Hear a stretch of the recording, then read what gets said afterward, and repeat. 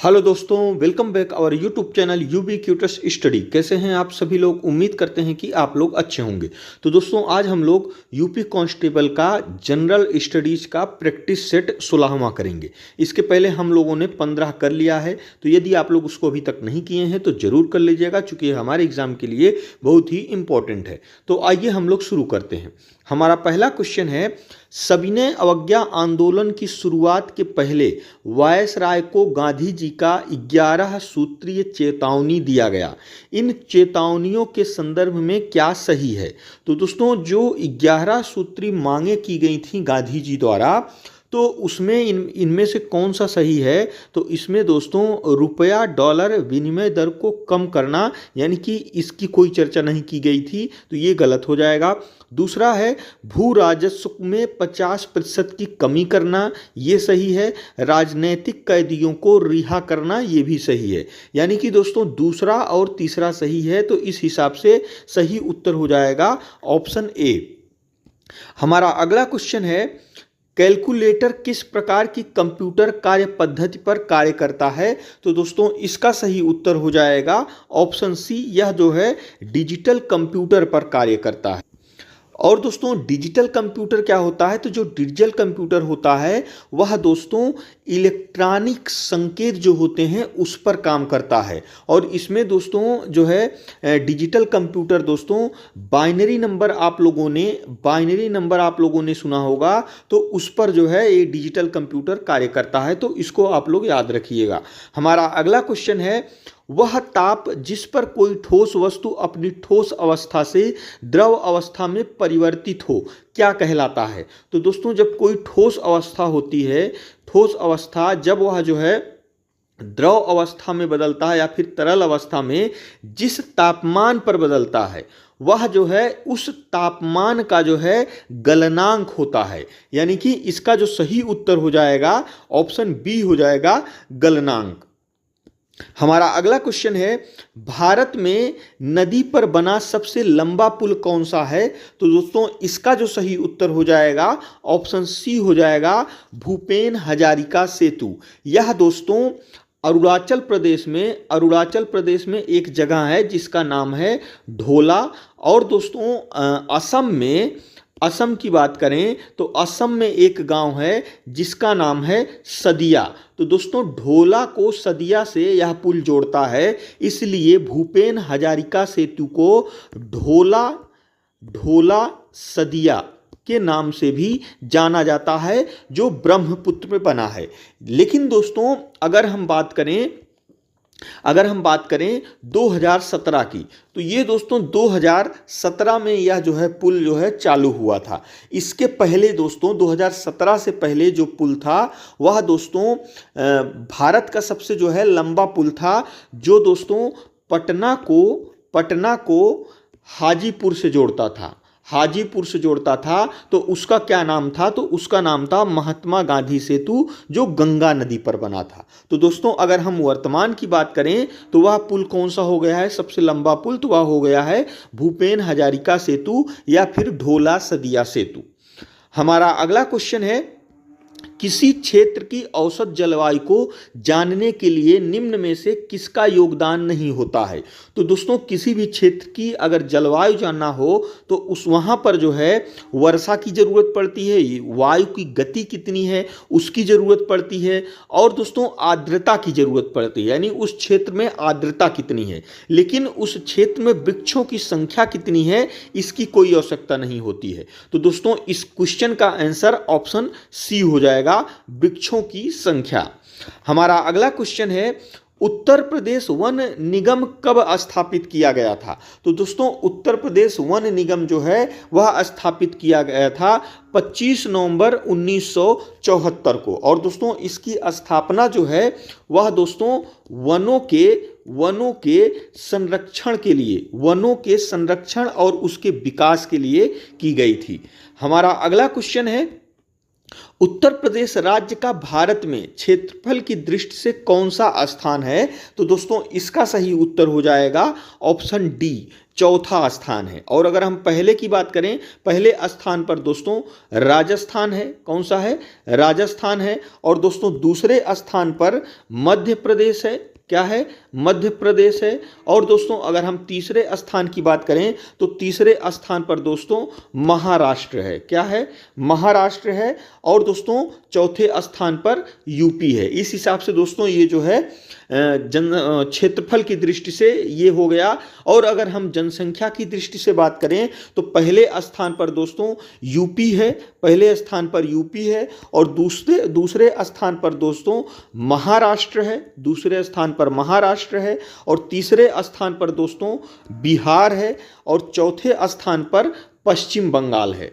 पश्चिम बंगाल है। ये दोस्तों हो गया जो है जनसंख्या के हिसाब से, तो इसको आप लोग याद रखिएगा।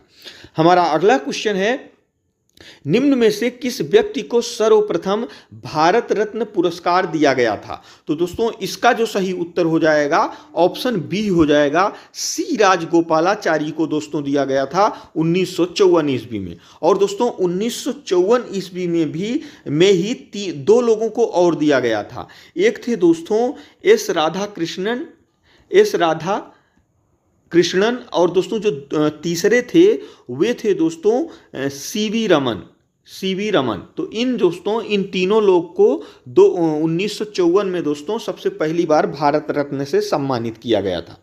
हमारा अगला क्वेश्चन है, हाल ही में गुजरात का कौन सा शहर मांसाहारी भोजन की बिक्री और खपत पर प्रतिबंध लगाने वाला दुनिया का पहला शहर बन गया है? तो दोस्तों इसका जो सही उत्तर हो जाएगा, गुजरात के भावनगर जिले का एक नगर है जिसका नाम है पालिताना। यानी कि इसका जो सही उत्तर हो जाएगा ऑप्शन बी हो जाएगा। दोस्तों ये जो पालिताना है इस जगह पर दोस्तों जैन भिक्षुओं की जनसंख्या ज़्यादा है। जैन भिक्षु दोस्तों यहाँ पर ज़्यादा हैं। तो दोस्तों लगभग जो है 200 जैन भिक्षुओं ने इसका विरोध किया था। इसी कारण दोस्तों यह फैसला लिया गया कि यहाँ पर जो मांसाहारी भोजन है उस पर प्रतिबंध लगा दिया गया। यानी कि अब से दोस्तों उस जगह पर अगर दोस्तों मांस की अगर बिक्री की जाएगी या फिर दोस्तों मांस के उद्देश्य से किसी जानवरों का वध किया जाएगा तो वह दोस्तों अवैध माना जाएगा। तो इसको आप लोग याद रखिएगा। हमारा अगला क्वेश्चन है, निम्न में से क्या कार्बोहाइड्रेट के स्रोत नहीं है? तो दोस्तों इसका जो सही उत्तर हो जाएगा, जो दोस्तों कार्बोहाइड्रेट होता है वह मांस में नहीं पाया जाता है। यानी कि इसका जो सही उत्तर हो जाएगा ऑप्शन डी हो जाएगा। कार्बोहाइड्रेट दोस्तों जो है ज़्यादातर दोस्तों मीठे चीज़ में पाया जाता है। तो इसमें दोस्तों जो मांस होता है इसमें कार्बोहाइड्रेट नहीं पाया जाता है। हमारा अगला क्वेश्चन है, हाल ही में किस राज्य को बागवानी में सर्वश्रेष्ठ राज्य का अवार्ड प्राप्त हुआ है? तो दोस्तों इसका जो सही उत्तर हो जाएगा ऑप्शन ए हो जाएगा, नागालैंड को प्राप्त हुआ है। दोस्तों एग्रीकल्चर टुडे ग्रुप द्वारा नई दिल्ली में 15वां कृषि नेतृत्व सम्मेलन आयोजित किया गया और इसी में नागालैंड को बागवानी के क्षेत्र में सर्वश्रेष्ठ राज्य चुना गया। और दोस्तों बागवानी जो है नागालैंड के लोगों का मुख्य कार्य है। अब बागवानी क्या होता है दोस्तों? तो बागवानी होता है, इसका अर्थ होता है ऐसी खेती करना जिसके उत्पादन को बेचने का उद्देश्य हो। यानी कि ऐसी खेती करना जिसको बेचकर उससे जो है धन कमाया जा सके। जैसे सब्जी हुआ, फल हुआ, तंबाकू, गन्ना, कपास, ये सब सारी चीज़ें दोस्तों जो किसान इसका उत्पादन करता है वह अपने स्वयं के लिए नहीं उत्पादित करता है। उसका दोस्तों यह एक व्यापार होता है, बिजनेस होता है। उसको बेचकर अपने बेचकर दोस्तों वह अपनी ज़रूरतों को जो है पूरा करता है। हमारा अगला क्वेश्चन है, कितने माप से अधिक ध्वनि को शोर का नाम दिया गया है? तो दोस्तों इसका जो सही उत्तर हो जाएगा ऑप्शन ए हो जाएगा, 80 डेसिबल से ऊपर की जो ध्वनि होती है दोस्तों वह शोर में आता है। हमारा अगला क्वेश्चन है, एक कंप्यूटर में स्टोरेज माध्यम की क्षमता की इकाई क्या है? तो दोस्तों इसका सही उत्तर हो जाएगा ऑप्शन सी हो जाएगा, बिट। और दोस्तों अगर हम बात करें एक बिट में दोस्तों 8 बाइट होता है। क्या होता है? बाइट होता है। तो इसको आप लोग याद रखिएगा। हमारा अगला क्वेश्चन है, बिरजू महाराज का संबंध किस शास्त्रीय नृत्य से है? तो दोस्तों इसका सही उत्तर हो जाएगा ऑप्शन ए, कथक से है। हमारा अगला क्वेश्चन है, भारत में किस राज्य में सर्वाधिक साक्षरता दर है? तो दोस्तों इसका सही उत्तर होगा ऑप्शन ए, केरल में है। हमारा अगला क्वेश्चन है, ब्रह्म समाज की स्थापना किसने की थी? तो दोस्तों इसका सही उत्तर हो जाएगा ऑप्शन ए, राजा राम मोहन राय ने की थी। दोस्तों राजा राम मोहन राय द्वारा 1828 ईस्वी में समाज में एकता और समाज में फैली जो कुरीतियां थीं, अंधविश्वास थे आदि के प्रति लोगों में जागरूकता फैलाने के लिए दोस्तों ब्रह्म समाज की स्थापना जो है राजा राम मोहन राय द्वारा की गई थी। हमारा अगला क्वेश्चन है, उत्तर प्रदेश में कौन सा जनपद तेल रिफाइनरी के लिए प्रसिद्ध है? तो दोस्तों इसका सही उत्तर हो जाएगा ऑप्शन डी, मथुरा है।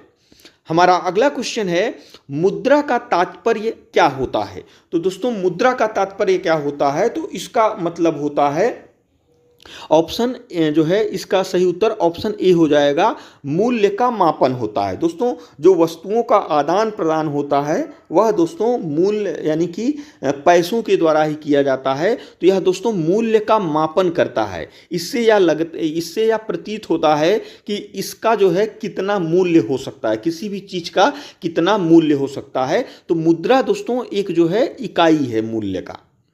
हमारा अगला क्वेश्चन है, भारत के चीफ ऑफ डिफेंस स्टाफ यानी कि सीडीएस जनरल बिपिन रावत, उनकी पत्नी मधुलिका रावत और अन्य सशस्त्र बलों के जवानों की आकस्मिक दुर्घटना में मृत्यु हुई। यह दुर्घटना कब हुई थी? तो दोस्तों इसका सही उत्तर हो जाएगा 8 दिसंबर 2021 को हुई थी। और दोस्तों जिस हेलीकॉप्टर से दुर्घटना हुई थी उसका नाम था MI-17V5। कभी कभी आपके जो है एग्जाम में पूछ लिया जाता है। और यह स्थान कहाँ पर था? तो दोस्तों यह स्थान था तमिलनाडु में। तमिलनाडु में दोस्तों एक स्थान आप लोगों ने सुना होगा, नीलगिरी। यहीं पर दोस्तों एक स्थान है कुन्नूर। यहीं पर दोस्तों यह दुर्घटना हुई थी।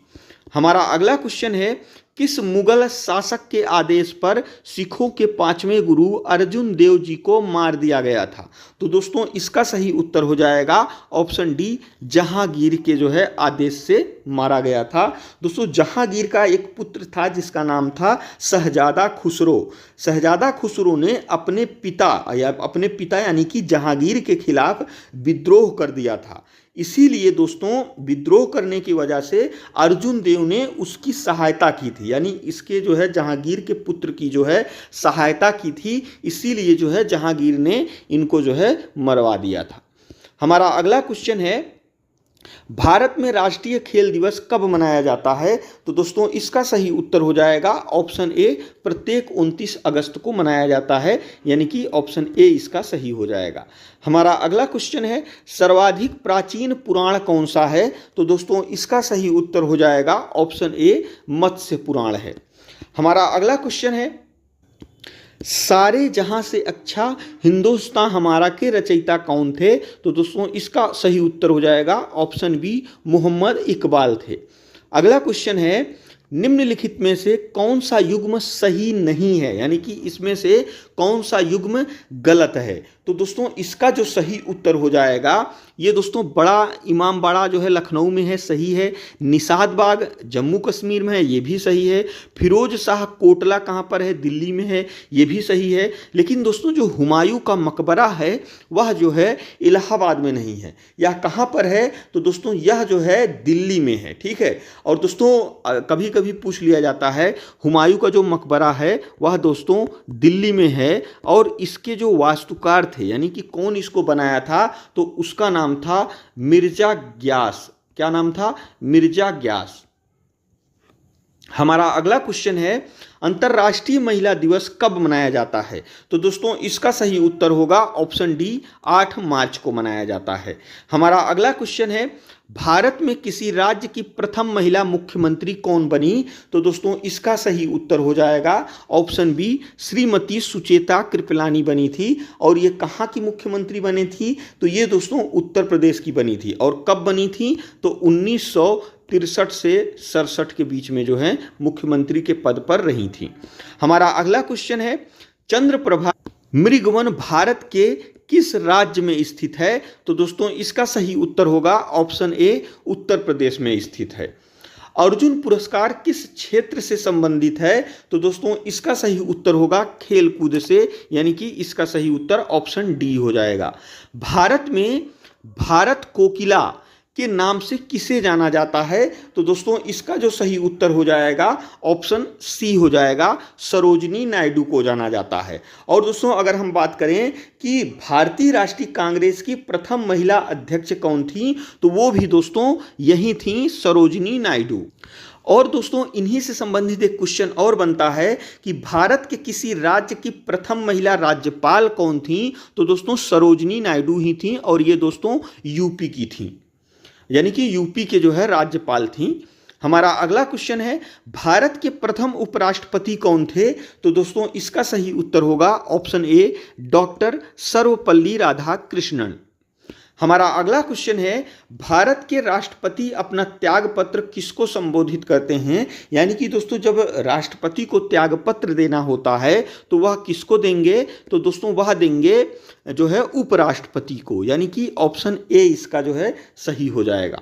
और इसको आपको बताना है दोस्तों, इसकी जो है व्याख्या किस अनुच्छेद में की गई है, हमें जो है कमेंट बॉक्स में जरूर बताइएगा। हमारा अगला क्वेश्चन है, हैजा रोग से शरीर का कौन सा अंग प्रभावित होता है? तो दोस्तों इसका जो सही उत्तर हो जाएगा ऑप्शन सी हो जाएगा, आंत प्रभावित होती है। कौन सा राज्य स्वास्थ्य का अधिकार बिल पारित करने वाला भारत का पहला राज्य है? तो दोस्तों इसका जो सही उत्तर हो जाएगा ऑप्शन जो है डी हो जाएगा, राजस्थान है। दोस्तों इस विधेयक को 2023 में पास करने वाला भारत का पहला राज्य जो है राजस्थान है, यानी कि दोस्तों इस बिल के माध्यम से राजस्थान के लोगों को किसी भी अस्पताल में अपना मुफ्त इलाज जो है कराने की जो है छूट मिल जाएगी। हमारा अगला क्वेश्चन है, किस हाईकोर्ट ने पहली बार हत्या के केस में जमानत याचिका पर सुनवाई के दौरान आर्टिफिशियल इंटेलिजेंट आधारित चैट जीपीटी का उपयोग किया है? तो दोस्तों इसका जो सही उत्तर हो जाएगा ऑप्शन सी हो जाएगा, पंजाब और हरियाणा। चैट जीपीटी क्या होता है दोस्तों? यह दोस्तों कृत्रिम दिमाग होता है, यानी कि आप जो है यह ऐसा होता है कि आप कोई भी क्वेश्चन आप जो है चैट जीपीटी को दे देंगे तो वह जो है अनुमानित उसका आंसर क्या हो सकता है इसको वह जो है बता देगा। तो इसी के माध्यम से दोस्तों पहली सुनवाई जो है पंजाब और हरियाणा हाईकोर्ट के द्वारा की गई थी। हमारा अगला क्वेश्चन है, मलेरिया की दवा कुनैन किस वृक्ष से प्राप्त की जाती है? तो दोस्तों ये प्राप्त की जाती है सिनकोना नामक वृक्ष से, यानी कि ऑप्शन सी इसका सही हो जाएगा।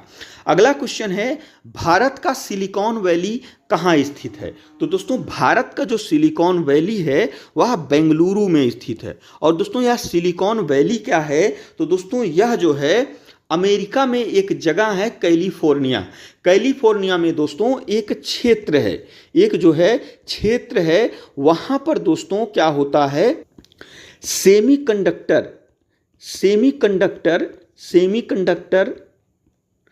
सेमीकंडक्टर का बहुत बड़ी मात्रा में जो है निर्माण किया जाता है। और यह सेमीकंडक्टर में दोस्तों सिलिकॉन का प्रयोग होता है। किसका प्रयोग होता है? सिलिकॉन का प्रयोग होता है। क्योंकि दोस्तों सिलिकॉन जो होता है वह एक बहुत ही अच्छा जो है अर्धचालक माना जाता है, तो इसीलिए दोस्तों यह सेमीकंडक्टर में बहुत ज़्यादा प्रयोग होता है। और वह जो क्षेत्र है वहाँ पर सेमीकंडक्टर का जो है बहुत मात्रा में निर्माण होता है, या कहें कि वहाँ पर बहुत बड़ा इसका बाजार है। इसीलिए दोस्तों दोस्तों उस क्षेत्र का नाम ही पड़ गया जो है सिलिकॉन वैली। इसी प्रकार से दोस्तों अगर हम भारत की बात करें तो भारत में जो बेंगलुरु शहर है यहाँ पर भी दोस्तों बड़ी मात्रा में सेमीकंडक्टर का जो है निर्माण होता है। तो इसीलिए दोस्तों इस जो है बेंगलुरु को भी जो है भारत का सिलिकॉन वैली के नाम से जाना जाता है। हमारा अगला क्वेश्चन है, राज्यसभा सदस्य के लिए न्यूनतम आयु कितनी होती है? तो दोस्तों इसका जो सही उत्तर हो जाएगा ऑप्शन सी हो जाएगा, 30 वर्ष होती है। और दोस्तों राज्यसभा के जो सदस्य होते हैं उनका कार्यकाल कितना होता है? तो उनका कार्यकाल दोस्तों 6 वर्ष होता है। ठीक है। और दोस्तों अगर हम बात करें कि जो है लोकसभा के सदस्यों की जो न्यूनतम आयु कितनी होती है, तो दोस्तों उनकी जो है 25 वर्ष होती है। यानी कि कम से कम अगर आपकी आयु 25 वर्ष हो गई है तो आप दोस्तों लोकसभा सदस्य बन सकते हैं। ठीक है।